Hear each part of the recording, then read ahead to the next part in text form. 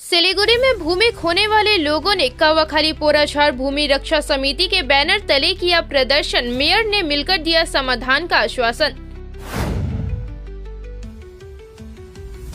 सिलीगुड़ी नगर निगम के माननीय मेयर आज सुबह करीब 9 बजे कौवाखाली के पोराझाड़ इलाके में भूमि गंवाने वाले परिवारों द्वारा बुलाए गए धरना प्रदर्शन में पहुंचे।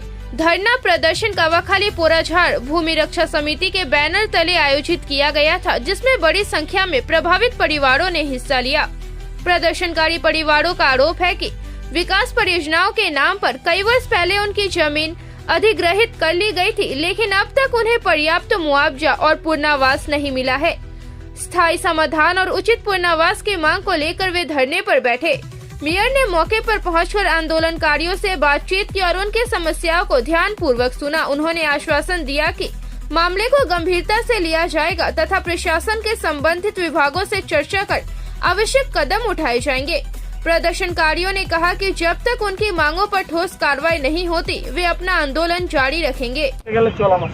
একটুখানি আশা করা যায়, একটুখানি শতাংশটা কতটা? 100% না হলেও 90% তো একটা আশা করা যায়, যেহেতু উনি দেখুন বাস্তবে যে উনি তো হচ্ছে অলিখিত আমাদের উত্তরবঙ্গের সিএম বা নেতা তো একদম বটেই, বাট উনি হচ্ছে সরকারের লোক, এই বর্তমান সরকারের উনি চাইলে 24 ঘন্টার মধ্যে সব কিছু হয়ে যায়।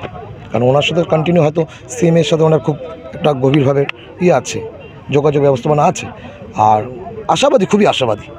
আর আশাবাদী আর না হলে তো এখানে কোনো কথাই নেই, ওঠার তো কোনো কথাই নেই। আজকে এখানে আছে, কালকে হয়তো রোডে ঢুকবো, পরের দিন উৎসধারার ভিতরে ঢুকে যাবো, কী হবে? দেশের আন্দোলনের প্রধানমন্ত্রী দেশ থেকে চলে যায়, এটা হবে না? সব হবে। টয়লেট পেপার আছে, আমাদের রাইট পেপার আছে, এগ্রিমেন্ট করা আছে, কোনো অসুবিধাই নেই। পুলিশ জেল হবে, ফাঁস হবে, নন বেল সেকশন হবে, হোক না। সামনে তো ভোট, না ভোটের সাথে কোনো রাজনীতির কোনো দলের ক্ষতি হোক সেটা চাইবো না। সবাই যে যার মতন লড়াই করবে, আশাবাদী যেই আসবে ভালো কাজ করে, সকলের জন্য ভালো কাজ করবে। জানি না এতদিন কেন আসেনি, সেটা উনিই বলতে পারবে। এই বিষয়টা মানে কিভাবে নিচ্ছেন যে এত বছরের মধ্যে আপনাদের এত বছর, হয়তো সামনে নির্বাচন, সেই প্রশ্নটা আমি করলাম যে সামনে নির্বাচন বলেই হয়তো তবে না আমি আপনি বলছেন ঠিক আছে, বাট এটা কিন্তু রাজনীতি নির্বাচন না, ইসে না, প্রচার না, তবে এই জন্য আমি কথাটা আপনি এড়িয়ে গেলাম। তবে হয়তো নির্বাচন সামনে, তাই উনি আসছে। তাহলে কি আশা করা যায় যে নির্বাচনের আগেই আপনাদের এই সমস্যার স্থায়ী নির্বাচন ঘন্টা পড়ার আগে করতে হবে? এটা ধুমকি সুরেই বলা হলো, নির্বাচন ঘন্টা পড়ার আগেই করতে হবে এবং কি বাস্তবে ল্যান্ড বুঝিয়ে দিতে হবে, না হলে কিন্তু গল্প হবে না।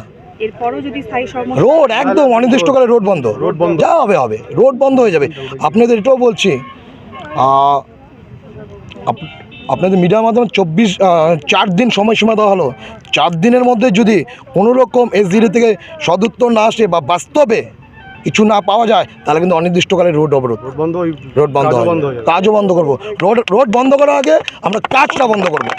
কারণ এই কাজটা তো এমন হচ্ছে, কোনো সমাজের তো কোনো লাভ হচ্ছে না, মানুষের বিকাশের ক্ষেত্রে তো কোনো কাজে লাগছে না। এই কাজটা তো একজন ব্যক্তির থেকে জমি নিয়ে একটা পুঁজিপতির কাছে তুলে দিল, তা সাধারণ আপনার আমার কী লাভ হলো? উত্তরবঙ্গবাসীর কী লাভ হলো? এই তার মানে কি আমাদের উত্তরবঙ্গবাসীর লাভ হলো যে আমরা সিকিউরিটি কাজ করবো, মা বোনটা কি ওখানে বাসাবাড়ি কাজ করতে যাবে? প্রজেক্টটা বন্ধ হবে অনিবার্য, যদি 24 মোটামুটি ইলেকশনের আগে কিছু না হয়। তাতে যা হবে, যদি মৃত্যু হয়, কোনো গুন্ডা লাগিয়ে এই উৎসধারা লোকরা যদি মেরেও ফেলে, তাতেও কোনো যায় আসে না, কাজ বন্ধ হয়ে যাবে। 4 দিনের সময়সীমা, এই 4 দিনের সময়সীমাতে কি এই মাটি থেকে কি আপনারা কি সরে যাবেন নাকি আপনারা থাকবেন এখানে?